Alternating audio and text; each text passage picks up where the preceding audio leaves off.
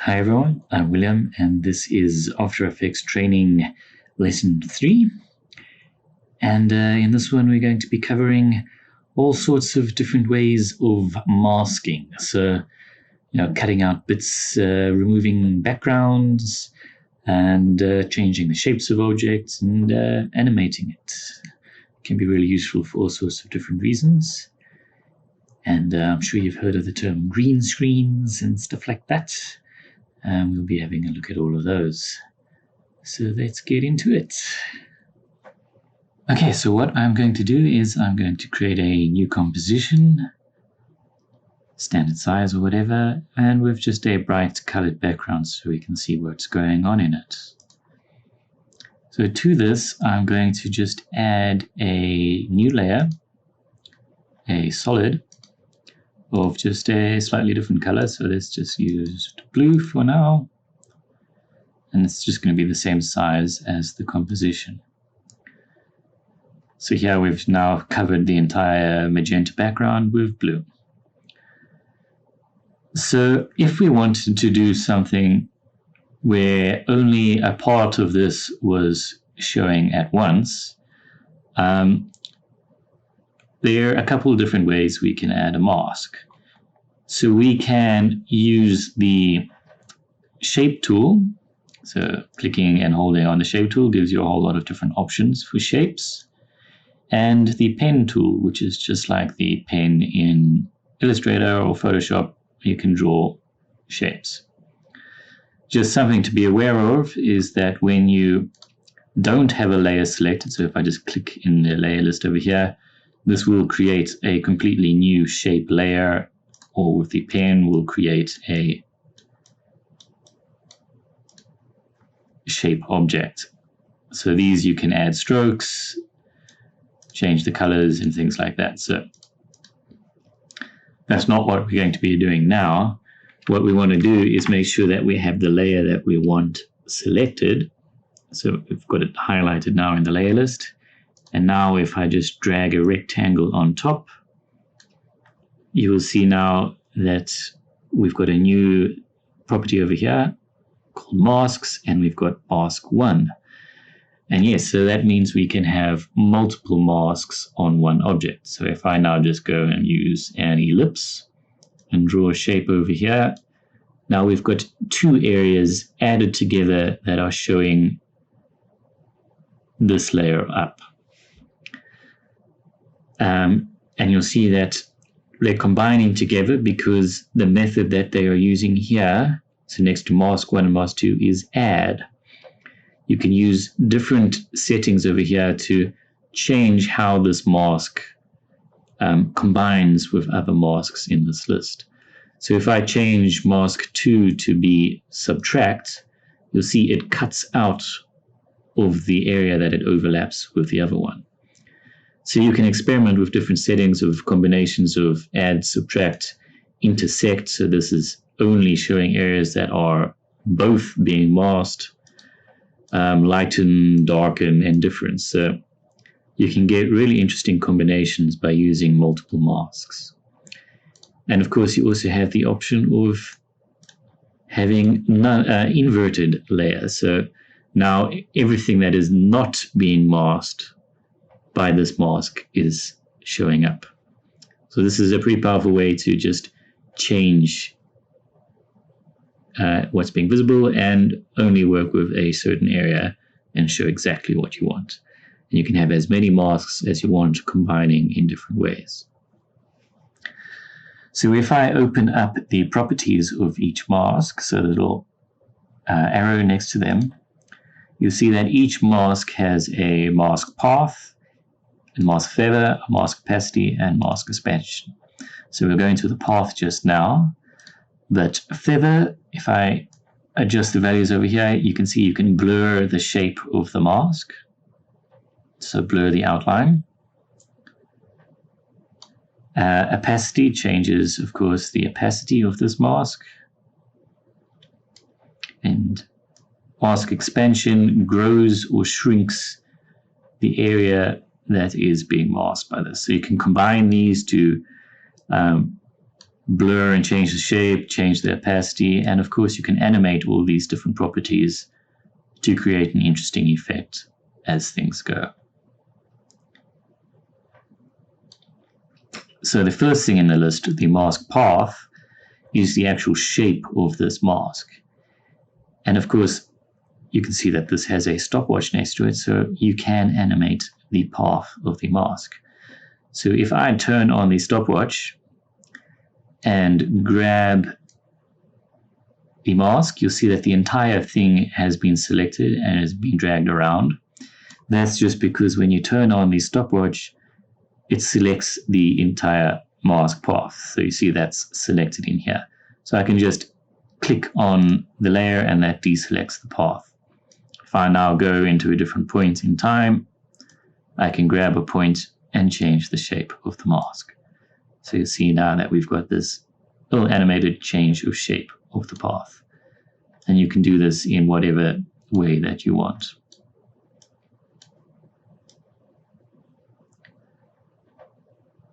So I'm going to show you now a more practical way of what you can do with this. So of course, if you just want to create a simple mask, though, you can, like to mask out an object, you can just do that in Photoshop. But if you want to have it animated, this is when you would want to do it in After Effects. Okay, so I'm just going to quickly import an image. This one will be available in the description of the video. So here is leaf.png. So this is an image with a little bit of a transparency layer in here. So I'm just going to import that like I showed in lesson 2. And then just drag it into the layer list over here. File over here. So this has got transparency in it. And so all images that have transparency in them are only things like PNGs. So you see we've got transparency in the background over here. So if I turn on the toggle with the transparency, we can see areas that are transparent. So if I just want to mask out and create a little animation of like the leaves growing over here, I can use the pen tool. So that's up over here with under G. So that's the keyboard shortcut. I can go in and create a little mask around here. So I'm just creating a simple mask. You can make this as simple or complicated as you want.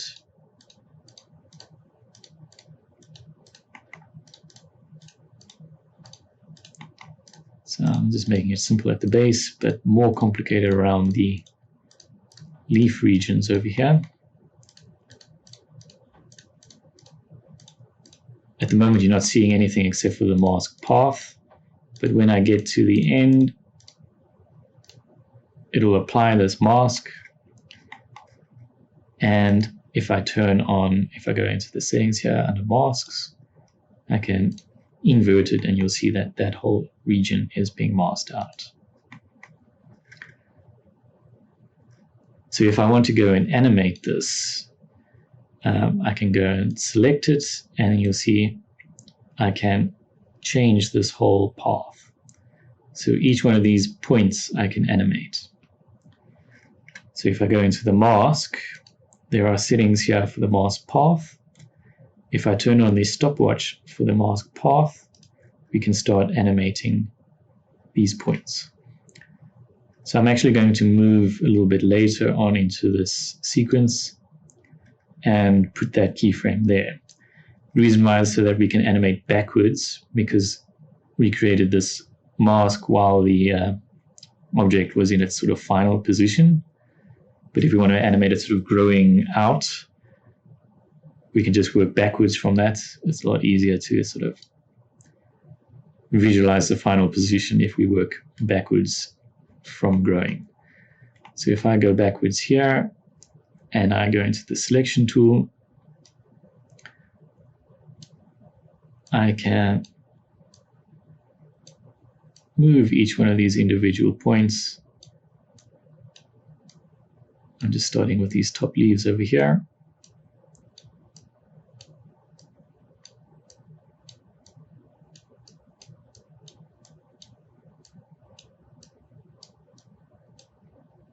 And if I play back, we get this little animation of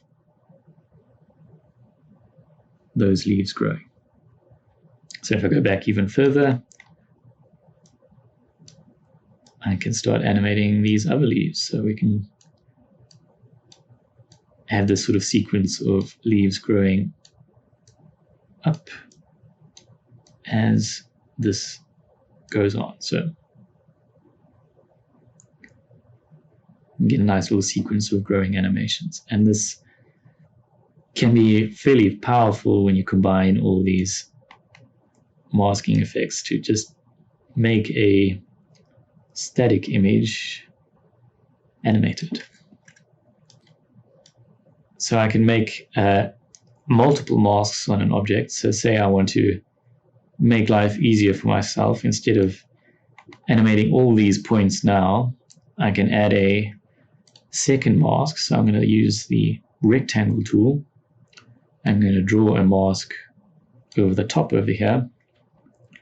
And I'm going to set this to subtract. So you see you've got these options here next to your mask for add, and we can say subtract. So this is now saying this mask removes all masked regions. So I can also then animate this one.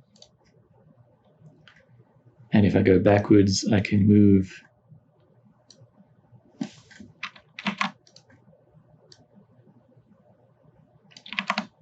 these bits down. So as soon as you turn on the mask path stopwatch, it selects the entire mask. So that can be a little bit annoying. What you can do is you just select your layer and then you can select individual points. This is how it is when you have the mask path selected, the entire path is selected. So just check that. You can just click on your layer to go back and change that.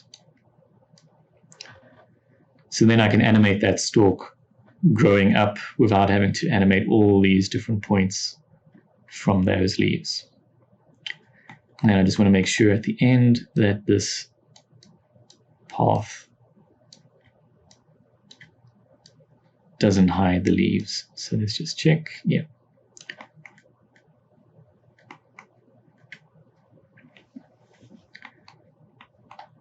So I'm not going to do the entire thing narrated now, but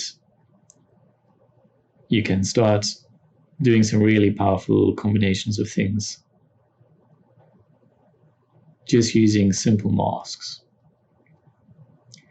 And if you wanted to, you could mask out these individual leaves and animate them as separate objects. So if I select this layer and I press Ctrl+D, so that'll duplicate this layer. You'll see I've now got 2 leaf layers over here. I can create a mask of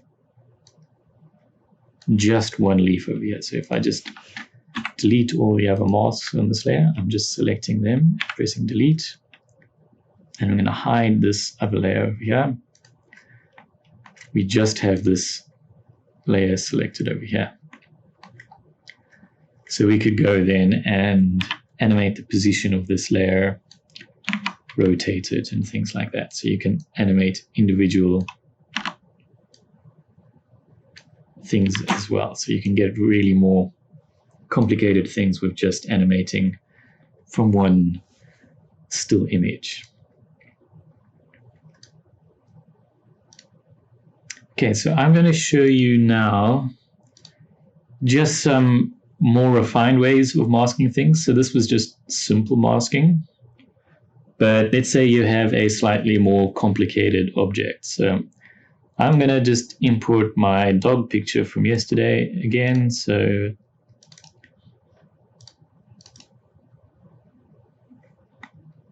here he is. Let's say you want to mask out something like we've got blurred edges in some areas, and maybe, actually this is probably not the best example, but like sharp objects in other areas, and you just want to have like a sort of a mixed amount of blur in your things. So let's say I just want to mask out the top of his face. So we've got the muzzle over here, and then the funny sort of blurred out furry edges over here. So I'm going to use the pen tool again, and I'm just going to go around. I'm not going to make an amazing mask here, but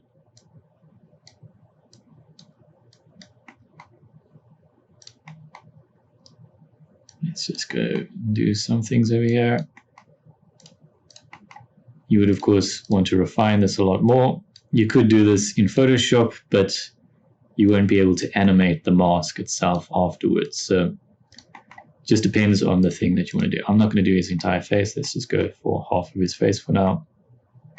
We've got some areas where we want it to be a sharper mask, and then somewhere we want it to sort of blur around where the actual image blurs. So let me just show you how to do that.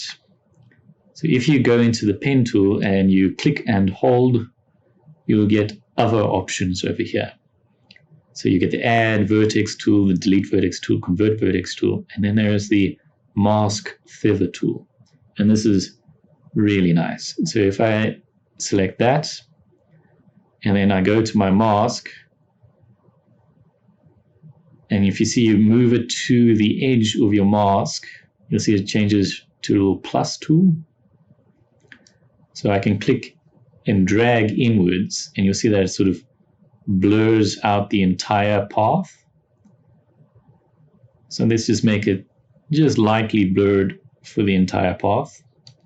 And then I go somewhere else. So like this edge over here, I can add another point over here with a lot of blur. So drag that out. And if you zoom out, you'll see that it's creating this sort of effect of blurred more in some regions, less blurred in other regions. So you can just get a very natural thing. So depth of field areas blurred and other areas completely sharp. So like I can have it without any blur on this edge over here. So let me just turn off the path visibility, and then you'll see we've got this very light blur around this edge, which gets stronger and stronger as we go around to the ear. And then completely sharp blur over here.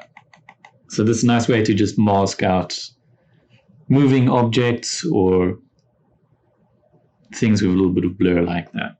And of course, this is animatable. So if I go to the mask path,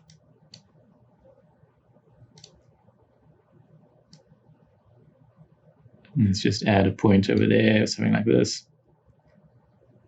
You can change this feathering as well by animating the mask path.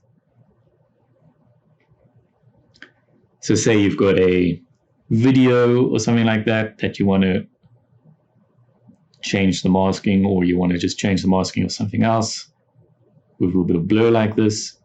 Super powerful and kind of fun to use, and especially for masking out objects from photos or things like that. You can get nice, more natural edges, because these perfectly sharp masks just look a little bit weird sometimes with natural objects. Okay, so what I'm going to do now is I'm going to import the site. So this is a site that's giving some free use for things if you just give them credit. So that's what I'm doing here. So I just downloaded one of these. It doesn't really matter which one. We're just going to use it for the green screening. So some of them might be a little bit harder to work with, like this one where there's this transparent fabric. So you've got green between things. A lot of these will be fun to work with if you want to get really good at green screening for just trying to get that sort of stuff to work. So I'm going to import. Position is selected, so it's just going to create a comp.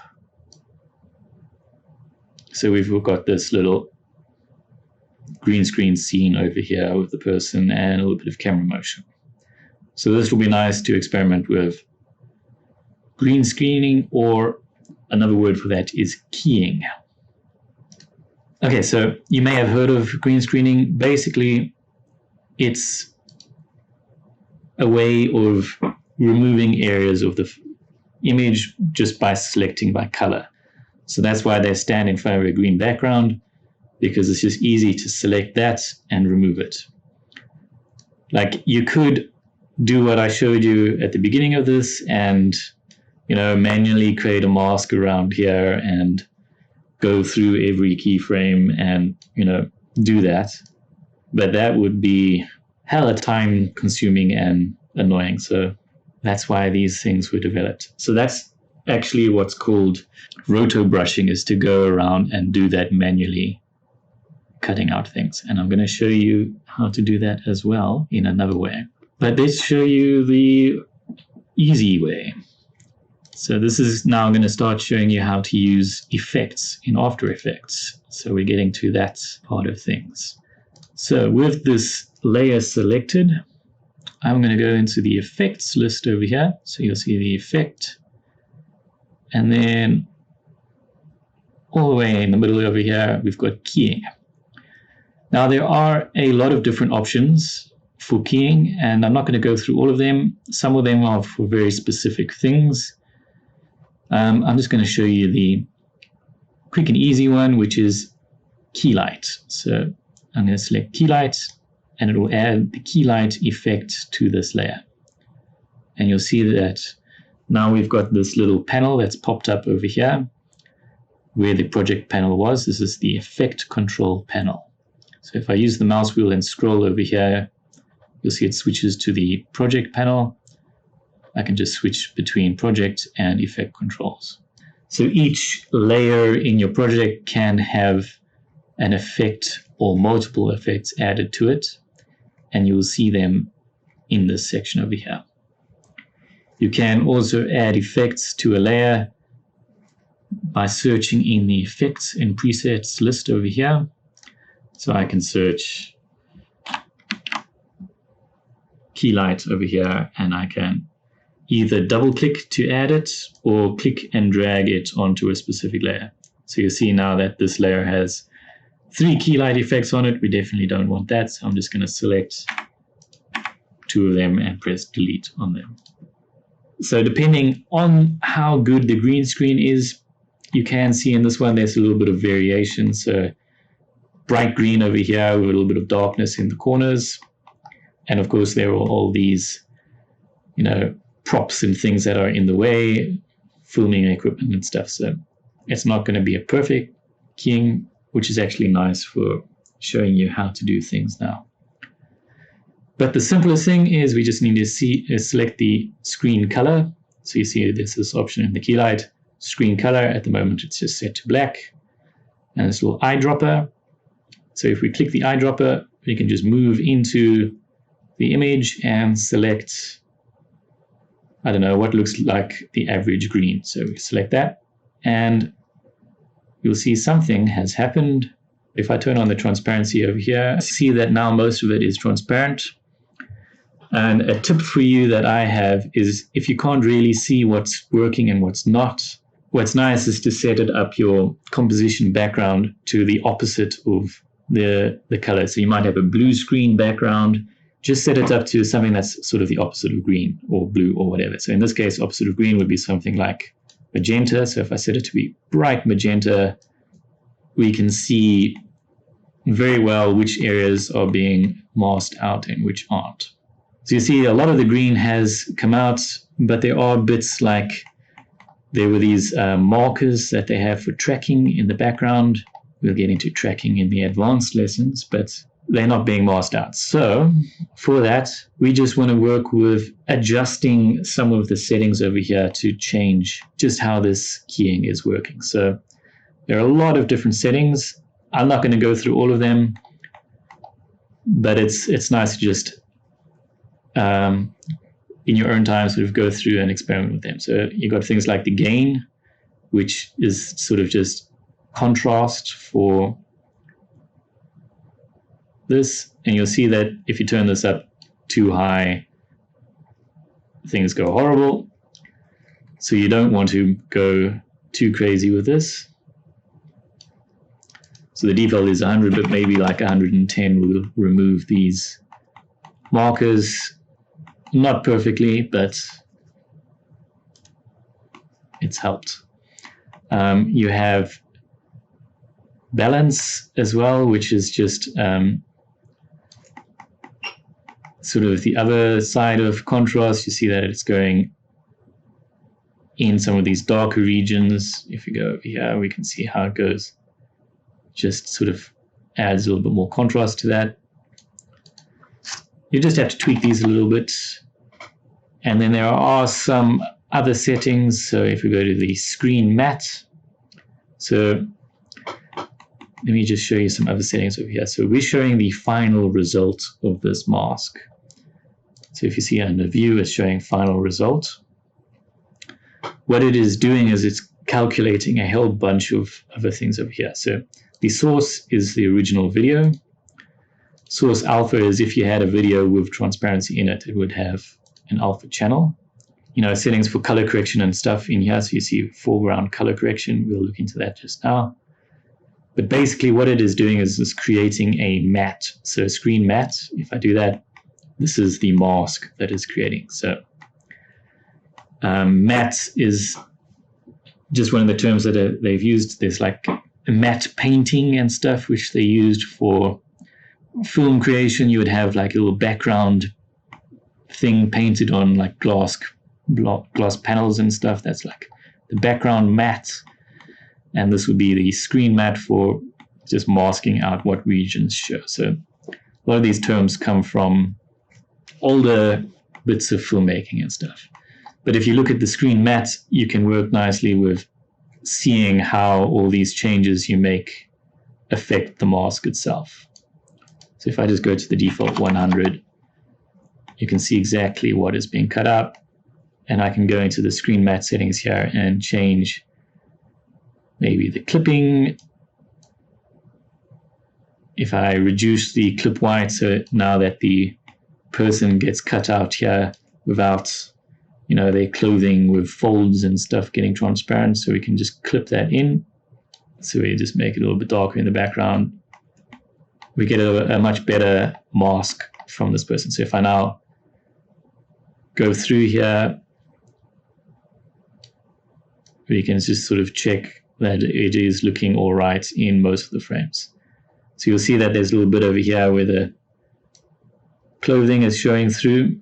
If we actually go to the source video, you'll see that she's wearing a shiny jacket, and that is affecting this mask. So when you're doing green screening, shiny things like this can make your life difficult. So you see, it's fine when it's facing straight forward, but when she's got this sort of flat bit of her back over there, it makes this very contrasty green bits, and that can be very difficult to go through and remove. So you might have to do manual masking for that, rotoscoping. And I'll show you how to do that just now. And there are bits of our arms and stuff that are not great. So if you want to make life easy for yourself and you're filming your own green screen stuff, shiny stuff, clothing that's the same color as the mask, the screen that you want to get removed, you know, watch out for all those issues. Things like glasses as well. If someone's wearing glasses and they like look at the wall, that you might see in the video that, you know, their eyes are suddenly transparent or something like that.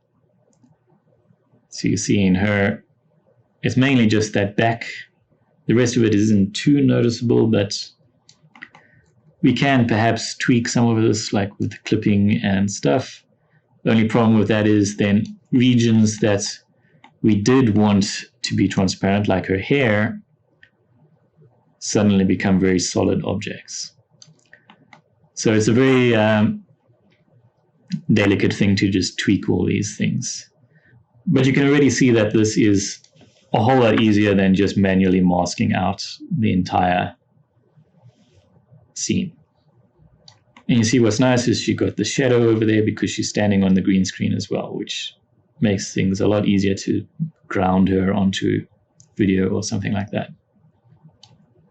Okay, so but we have got all these other things now that are floating around that were not green in this video. So there are various ways you can remove it. You can do the manual stuff like I showed you with masks. So you could go and create a mask, and we can turn on invert, or we can say subtract. Actually, it's probably the best way. And we can add all these masks and cut out regions, and you'd have to go manually, animate those masks to move around and delete sections, which can be fine for simple objects. But in a scene like this where we've got a whole lot of things all moving with the camera, that'll get really tedious really quickly. So that's where After Effects has some useful tools.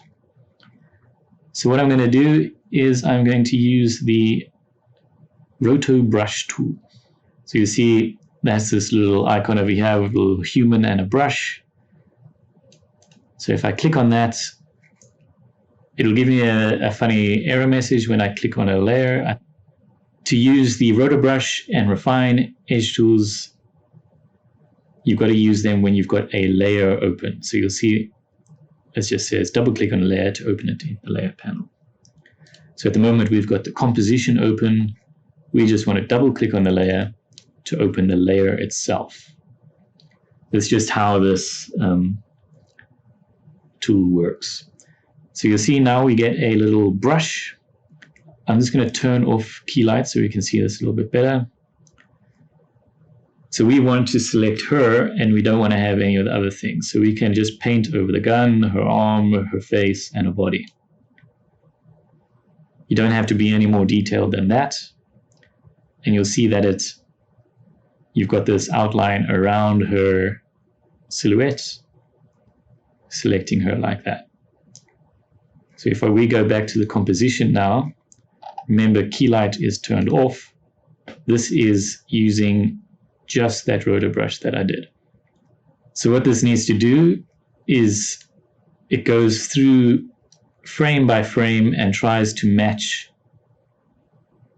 the contrast and stuff with selected regions. And you'll see as I scrub through this, I'm now scrubbing through in the layer panel, not in the composition panel, because we're working in the layer now. So I'm scrubbing through this timeline over here.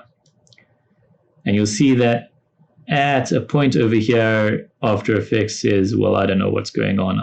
I've lost tracking over here. So then you would have to go in to the frame where it's lost. You'll see that that purple outline disappears, and then just draw a region. And you'll see that her other arm in the background over here wasn't selected. So we can just draw over that to select that. And then just go through here. I mean, it's still a process that you have to go through and check that it's all working, but it's a lot easier than manually painting in all these things. So I'm not going to do the entire video. So that way I was just doing it to select her herself, but we had already used Keylight, which produces a much nicer mask than the Roto Brush. So I'm just going to delete, because we've got the Keylight on as well. So I think that's confusing it a little bit. So then I just want to draw on her. I think it needs to have a selected region as well. Actually, I think we didn't need to do any of that and just select her, turn on key lights, and then it will remove everything else. Yeah, I see, that's the thing. With key light turned on, so let me just put the Roto Brush above key lights. So all the effects in here run in the order that they are in the list over here. So we want the Roto Brush to happen first and then key lights before it was happening the other way. So let me just delete that. We want to select her. and put that above it in the list over here. So then if we go back to the composition list, it's just her selected, and all the other background objects are gone. Combining those two lets you remove the green screen and then just remove a selected region. But then you'll see you would have to go back and edit this. We want to remove all those things, so we just want to select her. Make sure that all the regions that you want are selected, otherwise she'll get cut out. And you can, since we're still using the green screen, we can maybe expand this region. So if we go in here and I turn off key lights, you can see we can sort of just expand regions, feather out this mask from the rotoscoping so that we maybe don't cut out other regions, turn on key lights and things like that. So yeah, hopefully that makes sense. If you wanted to remove these purple things, you might want to use rotoscoping to re-add the bits that get removed from the using key lights. There's also a setting in key light for color fringing and stuff. So where you have the mask on the edge where there's green and the objects, you might get sort of fringing on the things. I don't think in this one we get that, but you get like green edges around the hair or something like that. You can use edge color correction to just remove green edges on hair or something like that. There are a whole lot of other keying things over here for different type of things. So you can like experiment with these to do different things. But usually, depending if you filmed it nicely, using a just key light with a simple, just selecting the green, and maybe a little bit of tweaks to the mats, so just clipping and things, you can get a fairly decent thing. So these ones, see that they describe the issues with things. So like this one, it's saying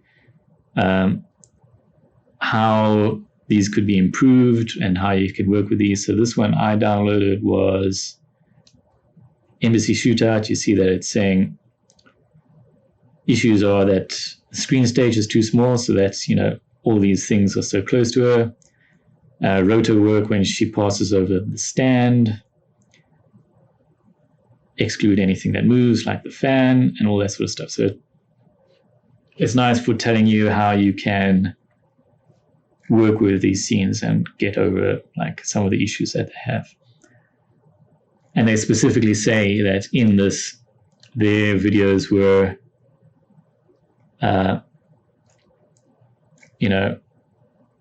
not perfect videos. They don't consider them good enough for working with in actual video, but they're nice for working with practicing how to like get these keying effects. So it's a really nice resource that they did. Well, thank you for sticking around. And yeah, next week is going to get complicated. Okay, cheers. Thanks for joining in.